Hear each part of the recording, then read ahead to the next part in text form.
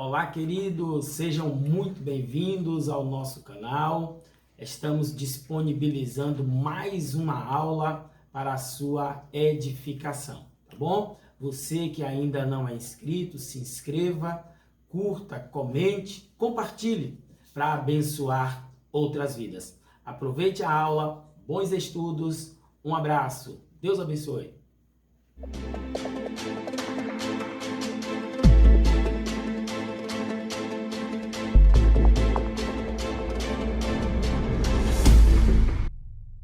Podemos dizer que o religioso é universal e abrange todos os tempos. Podemos dizer que o religioso aqui eu não me refiro à pessoa, eu me refiro à religião, à atividade religiosa, certo? Então, o religioso, ele é universal em todos os lugares que você for, em todas as épocas, em todos os tempos, vai ter ali uma forma de prática religiosa. E independente de grau de instrução, independente de tamanho, número daquela comunidade, né, vai ter ali uma prática religiosa. Eu citei aqui as influências, né, as tensões, não é isso? Dentro da própria religião, dos membros entre si, e de outras religiões, umas com as outras. Mas perceba como a prática religiosa ela é universal e abrange todos os tempos. Nós temos o descobrimento do Brasil, por exemplo. Nós conhecemos pela história que, quando chegaram aqui, os padres jesuítas que foram catequizar, né? Eles foram catequizar todos aqueles índios. Você nota que os índios já tinham as suas práticas religiosas, né? Independente daquela prática religiosa que está chegando, daquela nova cultura religiosa que está chegando, os índios já tinham a sua prática religiosa. É interessante notar que existem coisas que é inerente à compreensão humana justamente por causa disso. Por quê? Alguns pontos daquilo que é o comportamento religioso, ou o comportamento do ser humano como um todo, né? Nós citamos aqui os índios. Se você vê dentro do contexto histórico, eu tenho essas pessoas chegando, aqui agora você usa aí o termo que você achar melhor, né? O Brasil sendo descoberto, ou o Brasil sendo invadido, né? Mas eu tenho pessoas chegando, certo? E eu tenho ali os índios. Esses índios, eu ouvi uma frase essa semana interessante. Esses índios, eles tinham flechas. Eles estavam nus, mas eles tinham flecha. Eles estavam armados, eles tinham lança. Né? Então, ou seja, e eles tinham um comportamento religioso, uma prática religiosa. Eles tinham uma crença, né? Eles tinham uma fé transcendente, ou seja, eles tinham a maneira deles em buscar aquilo que era transcendental, espiritual, divino, santo, né? Então, aqui agora vai haver um choque de cultura, e aqui agora, quando eu digo cultura, eu me refiro a essa espinha dorsal que é a prática religiosa, tá certo? Então, aí eu entendi o que é ciência, o que é o campo da ciência, o que é o campo da pesquisa, ok. Agora eu preciso entender o que é a religião, né? Porque nós estamos falando ciência das religiões. Então, o que é religião? Né? O que é que esse termo quer dizer?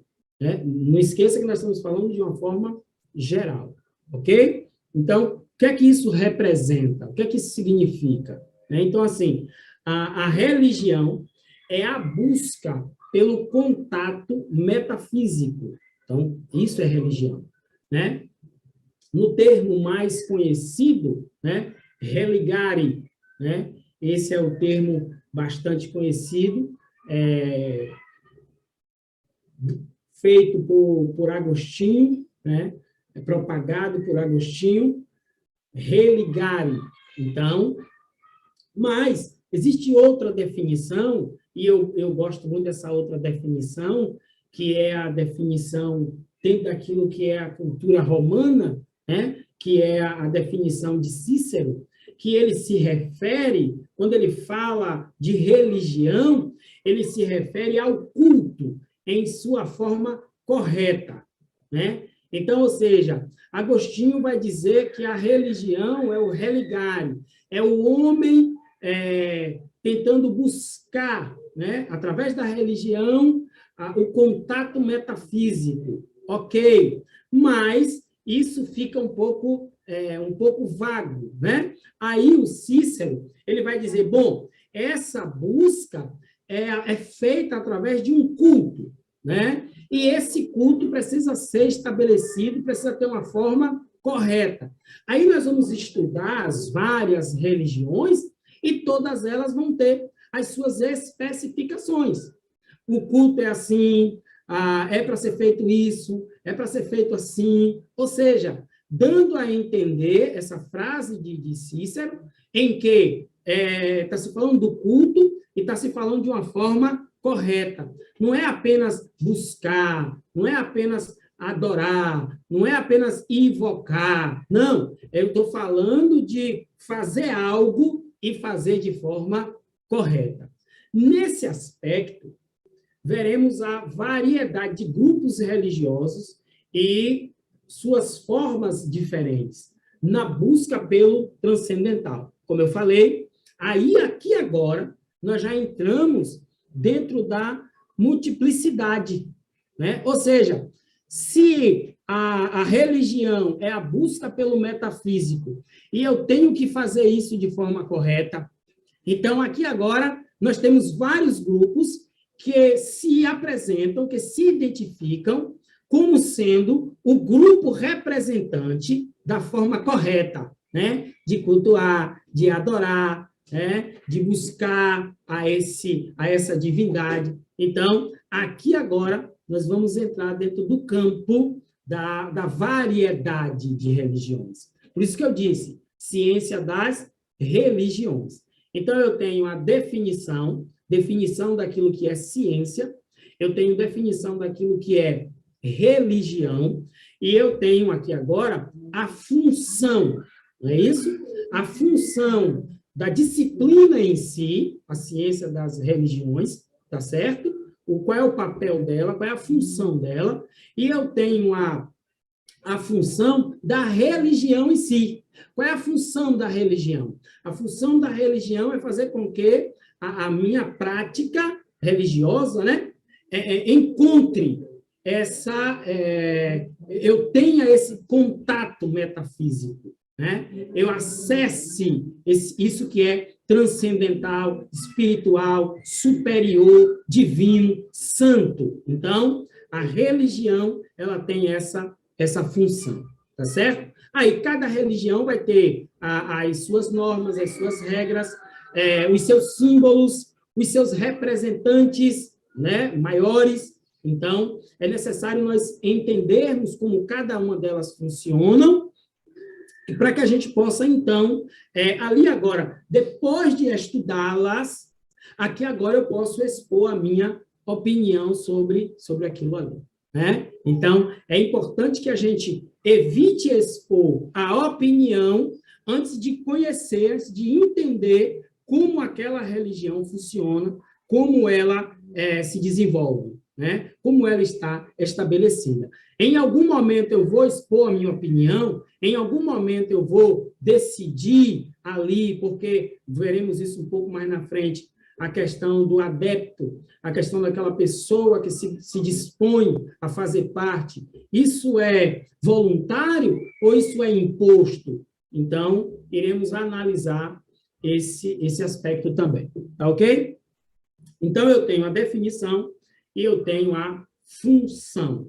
Dentro disso aqui que nós vimos, nós temos aí no slide uma gravura, onde mostra, né, vários representantes de várias religiões, né? Então, não queremos entrar aqui no mérito do sincretismo religioso, tá certo? Dentro de uma turma, como eu disse, de teólogos, né? Nós não queremos entrar dentro dessa questão desse mérito. se é certo ou se é errado o cristão cantar uma música de um não cristão, se é certo ou errado o padre estar junto com o pastor, né? Não entraremos aqui nesses méritos. A disciplina, né, que a ciência das religiões não tem a intenção de pontuar se essa ou aquela é a certa. Nós estamos aqui estudando todas, certo? De uma forma geral. Então, veremos a classificação. Nós temos aqui, dentro da etimologia, ok? Entendi.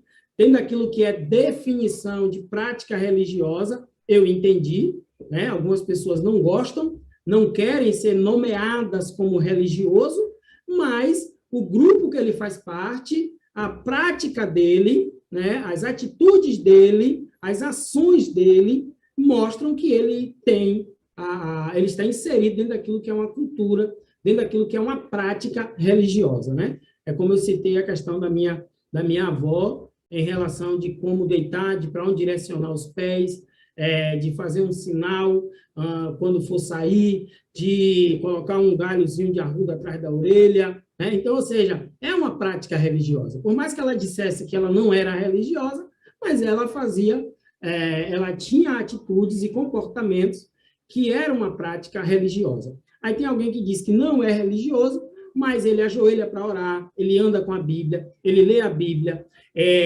ele vai para o culto, ele vai para a missa, e ele me diz que não é religioso. Não, peraí, ele é religioso, né? Agora, se a sua religião é a certa ou a errada, aí agora já é um outro departamento, já é um outro assunto, tá bom? Se a sua prática religiosa é a correta ou não, aquela definição de Cícero, né? Se o seu culto está sendo o culto correto ou não, aí agora já é um outro aspecto, que aí agora a gente vai analisar ponto a ponto, mas aí já é um estudo, digamos, religioso. Aí aqui agora a nossa disciplina já não vai tratar desse aspecto, ok? Mas eu preciso identificar a prática religiosa. E isso nós estamos fazendo por meio do comportamento social daquela pessoa.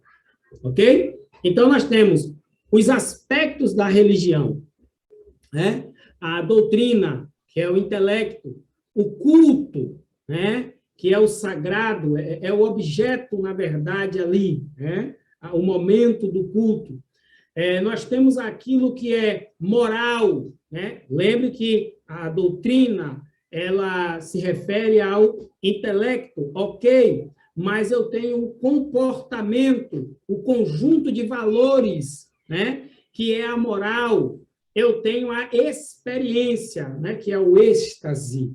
É aquele momento em que você vai ver em várias culturas, várias práticas religiosas, cada uma tem uma forma de encontrar esse êxtase, né? Através de um cigarro que fume, através de uma bebida que é oferecida ali para os participantes, né?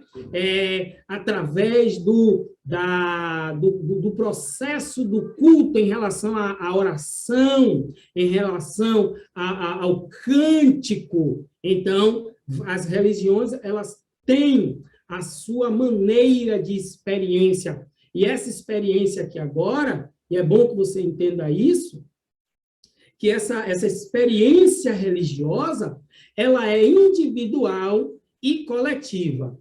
Então, eu preciso entender qual é a parte dela individual e eu preciso entender qual é a parte dela que é coletiva, né? Dentro de um processo religioso, dentro de um fenômeno religioso, eu tenho todo o processo religioso, ele é feito com base em experiência.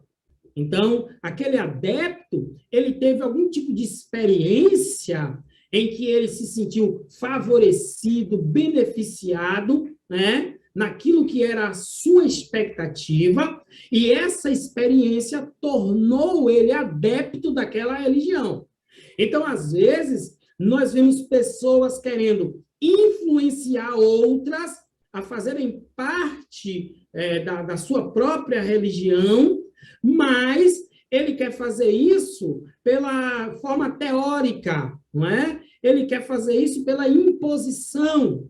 Então, deixa eu te dar um conselho. Se você quer transmitir, se você quer passar, se você quer influenciar alguém, transmitindo para a pessoa o seu padrão religioso, a melhor forma de você fazer isso é servindo como canal para que essa pessoa tenha a experiência religiosa, né, que vá dar a essa pessoa aquilo que ela precisa, aquilo que ela necessita. Porque, falando de uma forma geral, as pessoas vão se tornar adeptas a uma religião de acordo com essa experiência benéfica, a essa experiência de suprimento, né? Eu tenho uma necessidade e aquela necessidade foi suprida, né? Foi sanada. Então, aquilo ali vai propiciar àquela pessoa a adesão pela sua experiência.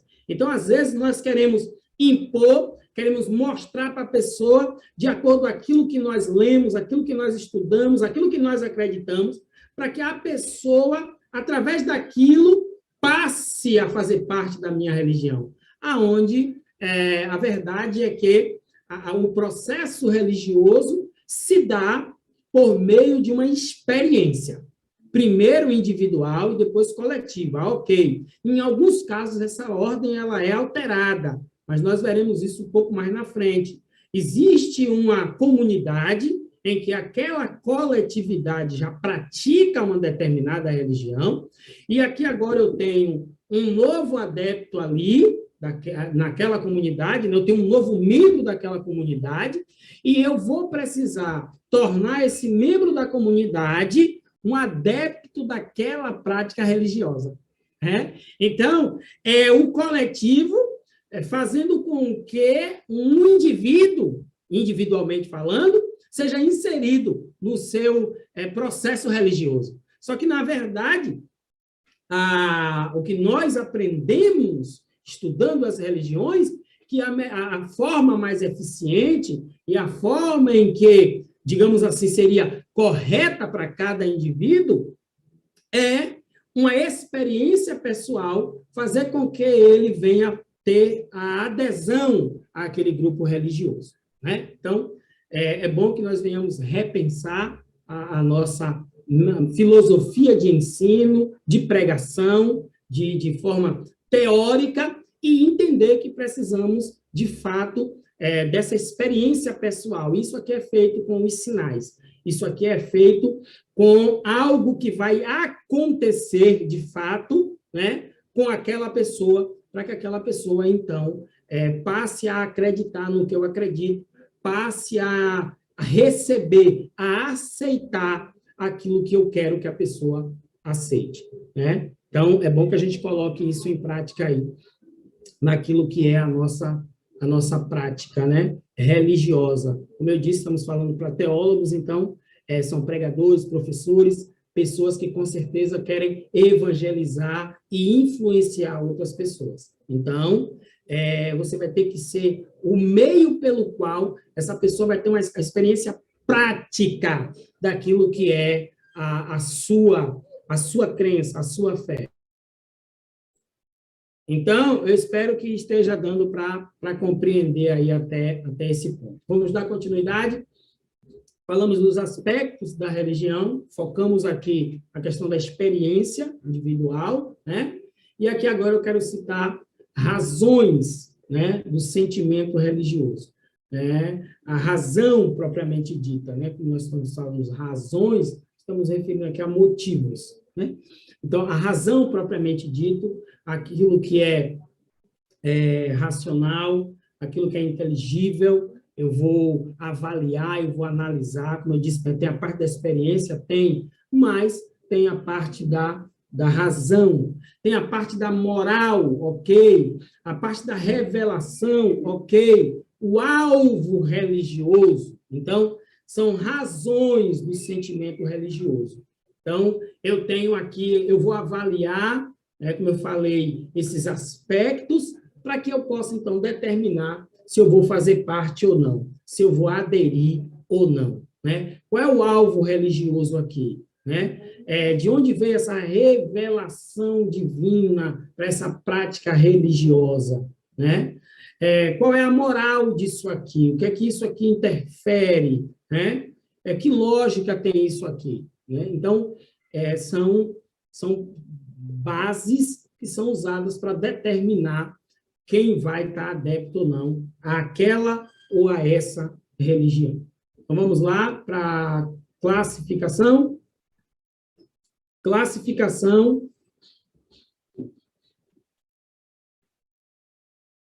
a classificação das religiões. Aí eu tenho aqui algumas, tá certo? E não se esqueça, quando nós vamos estudar a diversidade de religiões, nós temos uma classificação, dentro daquela classificação temos ramificações.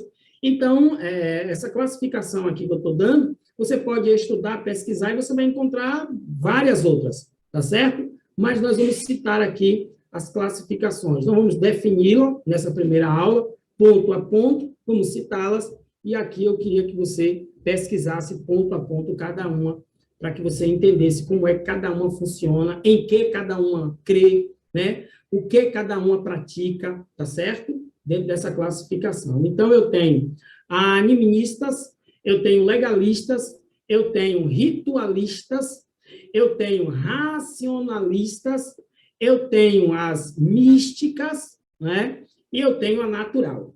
Então, dentro dessas as práticas religiosas, dentro dessa classificação das várias religiões, eu tenho várias religiões, mas eu tenho 3 religiões, digamos, enquadradas dentro daquilo que é ritualista. Eu tenho mais 5 religiões, por exemplo, enquadradas dentro daquilo que é místico. Então, como eu vou enquadrar cada religião, né, dentro dessa classificação?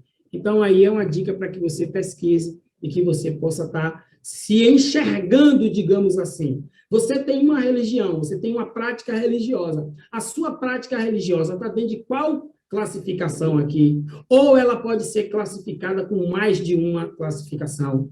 Então, é bom que a gente pesquise isso, entenda isso, até para nós mesmos, né?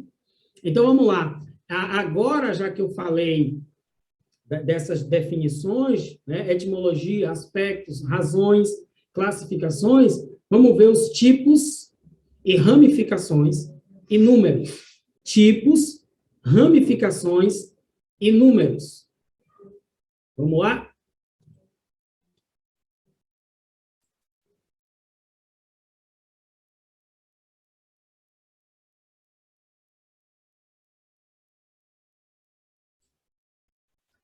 Vamos lá. Nós temos algumas, né, ramificações aqui. Deixa eu... Tipos, ramificações e números, tá certo? Ou seja, vamos ver alguns tipos, algumas ramificações, né? Eu tenho dentro da classificação, eu tenho os tipos, né, de processo religioso, né? Eu tenho as ramificações que saíram a partir de uma, e os números, no caso, né? Religião tal, ela tem uma abrangência maior, religião tal, ela tem uma abrangência menor, ela envolve um número maior ou um número menor de adeptos, né? Então, eu tenho os tipos, as ramificações e os números. Então, aqui eu tenho 2 tipos, digamos assim, né? 2 tipos. Eu tenho a deísta, tá certo? E a teísta. Deísta e teísta. São 2 tipos. Aí, aqui agora, você vai depois colocar esses 2 tipos aqui, em que classificação elas estão lá, tá certo? Para ver se você realmente está entendendo o assunto. Então, a deísta, vamos definir aqui a deísta. Admite a existência de um Deus. Ok. Acredita que Deus originou o universo, crê que Deus não interfere ativamente nos eventos na Terra, não acredita em eventos sobrenaturais, profetas, livros e livros sagrados, né? Não acredita em revelações, ou seja, naquilo que é inspiração, né? Para aquilo que é sagrado, para orientar os adeptos daquela religião específica. Então, o deísta, ele não acredita nessas revelações, ele não acredita em eventos sobrenaturais, né? Nem em profetas e livros sagrados, ele não acredita. Ele até acredita em Deus, mas ele não precisa de um livro, ele não precisa de algo sobrenatural, ele não precisa de uma revelação, né, divina, de como ele vai ser orientado, ele não precisa disso. Não concorda com afirmações religiosas, né? Então, é aquilo que eu disse anteriormente. Ele não concorda com afirmações religiosas, mas ele crê em Deus, ele admite a existência de Deus. Ok. Ele acredita que Deus é o criador do universo. Ok. Né? Ele crê que Deus não interfere, né, ativamente nos eventos na Terra. Então, ele criou, mas largou aí e, né, está aí para cada um fazer por si. Então, Deus não interfere. Então, assim, aí você já vai estudando detalhadamente como é o comportamento, qual é a forma, né, daquela religião de uma forma que agora mais específica. Vamos ver a teísta. Teísta, tá bom? Admite a existência de um Deus, né, parecido. Acredita que Deus originou o universo, ó, parecido. Crê que Deus interfere ativamente nos eventos da Terra. Opa, primeiro detalhe diferente aqui agora, tá certo? Acredita em eventos sobrenaturais, profetas e livros sagrados. Acredita em revelações, concorda com afirmações religiosas, né? É aquilo que eu falei. Conceitos, né? Que eu pratico, que eu falo, que eu passo adiante, que eu ensino, e que são, sim, práticas religiosas, certo? Então, eu usei aqui esses dois tipos, né? Como eu disse, nós não vamos citar todas, mas vamos comparar aqui algumas para que a gente possa chegar a uma compreensão. E esses dois tipos aqui, você percebeu que são bem parecidos, né? Mas os pontos discordantes aqui entre elas, e lembre que eu falei entre as tensões entre uma religião e outra, e aqui nós já temos pontos em que serão motivos, né, de tensões entre esses dois tipos aqui agora de religião. Vamos seguir. Dentro daquele tipo lá, né, no caso, eu tenho aqui uma exemplificação de três, certo?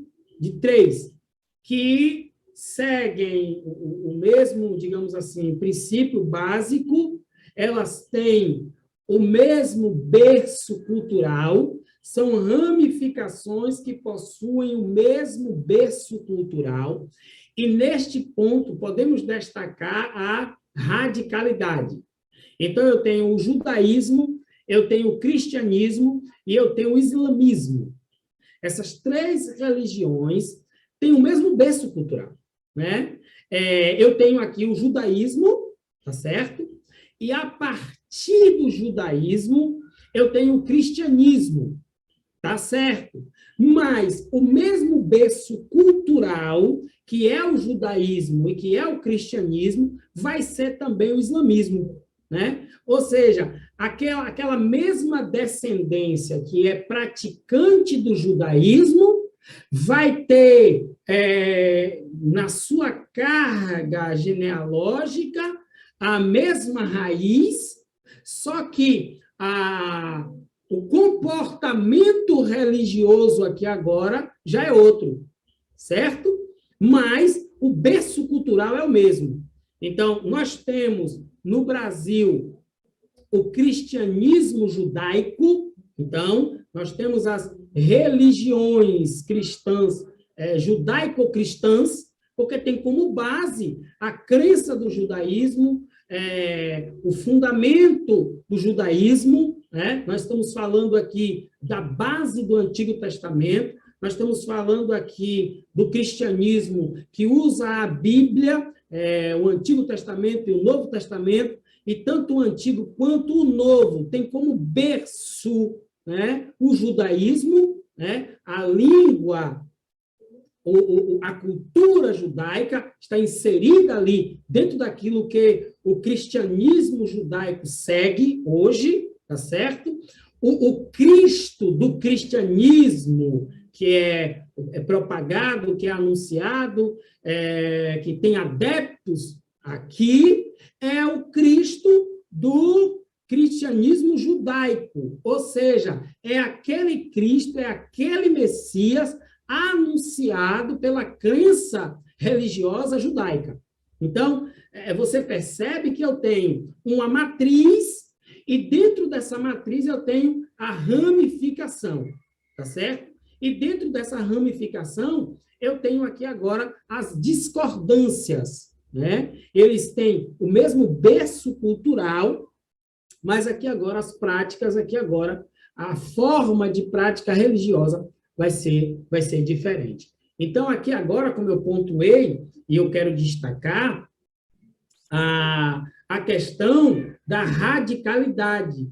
Como eu disse, o meu estudo das religiões, ela tem que partir do pressuposto em que eu não vou interferir, né? Eu quero estudar, eu quero aprender, eu quero investigar, eu quero analisar como essas religiões elas se dão, como elas acontecem, como elas interferem, como elas interagem entre si. Então, esse é o meu objetivo. Ok.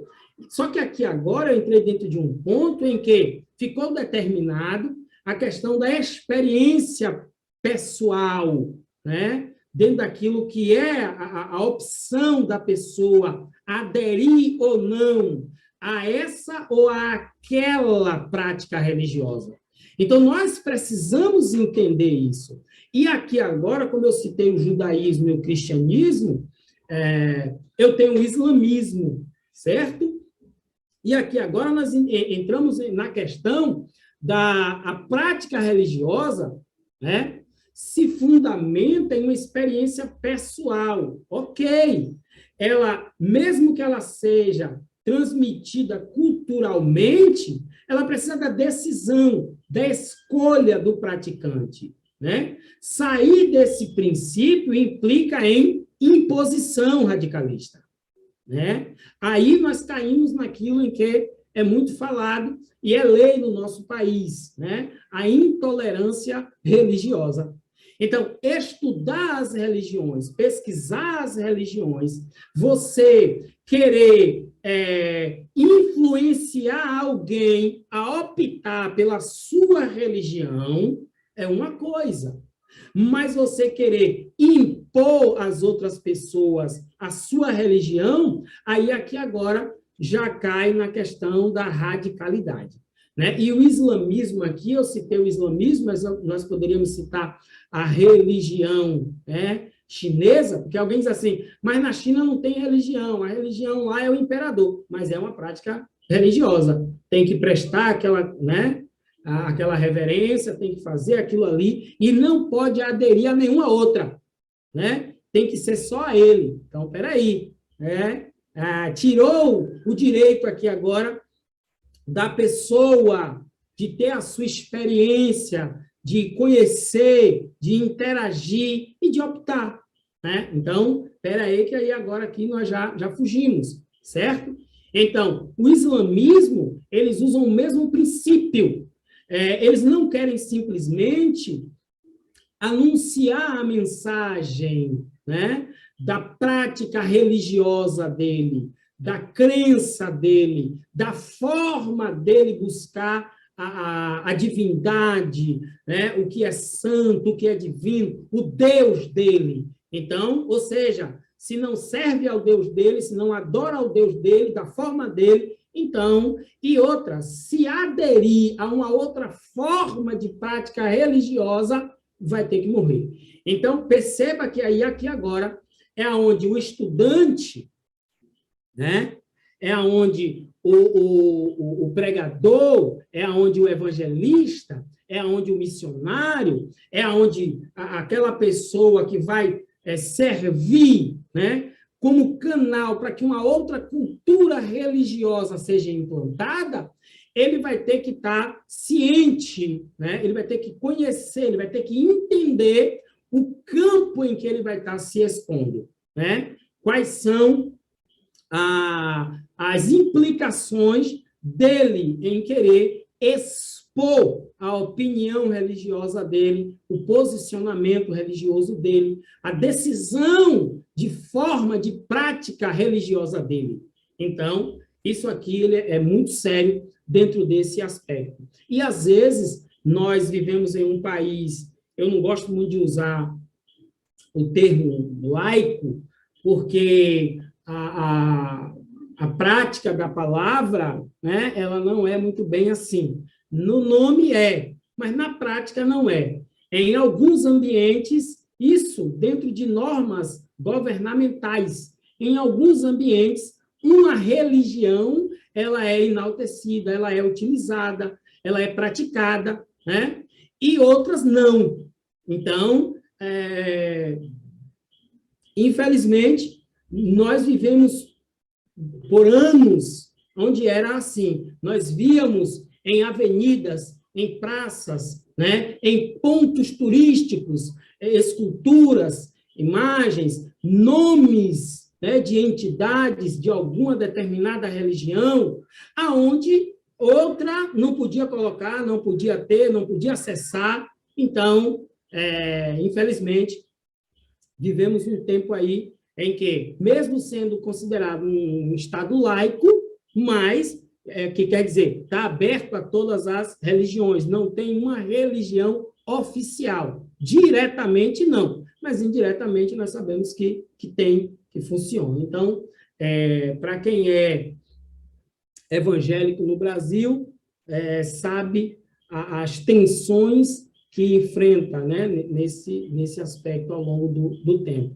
E sempre foi assim, como eu disse, aí agora eu remonto lá ao Brasil colonial, né, ao Brasil imperial, em que missionários que vieram para o Brasil, fazendo parte daquilo que era a crença protestante, né, onde o catolicismo, a religião católica que era a principal, e ali agora aqueles que vieram com a mensagem do evangelho dentro daquilo que era prática religiosa diferente, eles foram perseguidos e até mortos. Então, nós precisamos entender que aqui agora estamos dentro da radicalidade. Nós não podemos aceitar que seja imposta sobre nós essa radicalidade, mas também nós não podemos querer impor às outras pessoas. A questão é que muitos de nós acham que temos a obrigação de ficar sempre quietos, de não defender a minha prática religiosa. Eu tenho o direito de defender, certo? Eu não posso me deixar subjugar. Eu tenho o direito de me defender, eu tenho o direito de expor o meu posicionamento, a minha prática religiosa. O país em que eu vivo me dá esse direito. Então, infelizmente, muitos de nós não se atentaram ainda para esse ponto, tá bom? E eu quero encerrar minha fala nessa primeira aula de hoje, justamente com esse slide e dentro dessas ramificações que têm o mesmo berço cultural, mas essas diferenças aqui de crenças, de práticas religiosas, faz com que a tensão entre esses grupos religiosos se culmine em guerra, em morte, né? Então, assim, como eu estava falando, eu tenho o direito de expor? Tenho. Eu não posso, de maneira nenhuma, aceitar passivamente a imposição que religião tal quer impor sobre mim. Ok, eu tenho a minha prática religiosa e tenho o direito de justificá-la, de expor, né, de ter o meu comportamento religioso. O meu país me dá esse direito, né, de expor a minha religiosidade, a minha crença. O meu lugar de culto é protegido por lei. E alguém acha que pode afrontar, que pode desfazer daquilo ali, que pode fazer com que, pode neutralizar aquilo ali. Então, peraí, nós precisamos ter um cuidado em relação a isso. E, como eu disse, estamos falando para teólogos, e muitos até acham que podem se calar, que não precisa se manifestar, que não precisa falar, que não precisa se expor, né? Mas a verdade é que eu tenho o direito.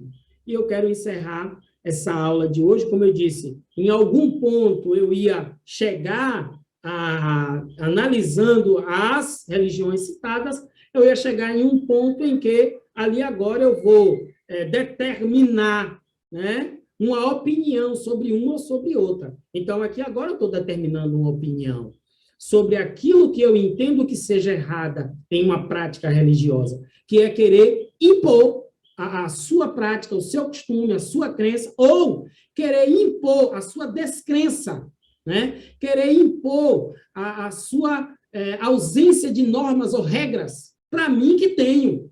Então, eu tenho normas, eu tenho regras, eu tenho uma prática religiosa, e o meu país me dá esse direito.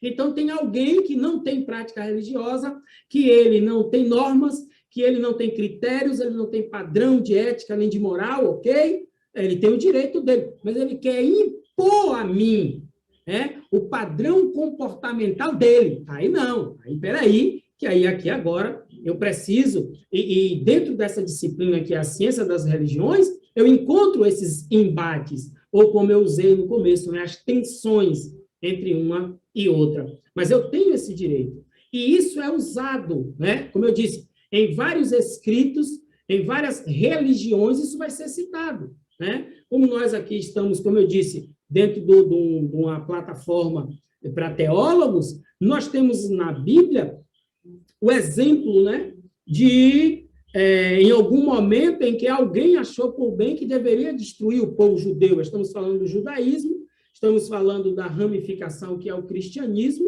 né? E dentro daquilo que é a cultura judaica, a prática religiosa judaica, em algum momento eles sofreram, sim, essa tensão de confronto, de guerra, né? E foram expostos à morte. Foi decretado ali o dia que eles deveriam morrer, né? Dia 13 do mês de Adar. Eu não vou entrar dentro de um contexto histórico em que os judeus foram expostos à morte, né? Nós temos vários exemplos, né? Tanto escritos quanto dentro daquilo que é contexto histórico. O Holocausto está aí para qualquer um estudar e entender o que foi o Holocausto. Então, assim, a prática do judaísmo, o judeu como descendência, como povo, eles foram perseguidos nesse sentido. Então, mas foi dado a eles, e é isso que eu quero que você compreenda, foi dado a eles o direito de defesa. Eles tinham um decreto de morte, eles iam morrer 13 do mês de Adar. E aquela lei real não podia ser revogada, mas o que foi feito? O rei foi lá e fez um novo edito. E qual era o novo edito? Vocês vão ter o direito de se defender. Então, ou seja, e nós, praticantes de religião, você que é praticante de uma religião, eu sou praticante de uma religião, e tenho o meu direito de expor a minha crença, e tenho o direito legal em meu espaço de culto, eu não posso deixar que ninguém venha vilipendiar isso, eu não posso deixar que ninguém venha desfazer disso, ou querer impor sobre mim, né, como eu disse, a falta de regra, a falta de norma, ou a falta de religiosidade dele, que nós vamos falar um pouco mais na frente sobre aqueles que não acreditam em nada. Ok, ele tem o direito dele de não acreditar em nada, mas ele não pode me forçar a não acreditar em nada, assim como eu não posso forçar ele a acreditar no que eu acredito.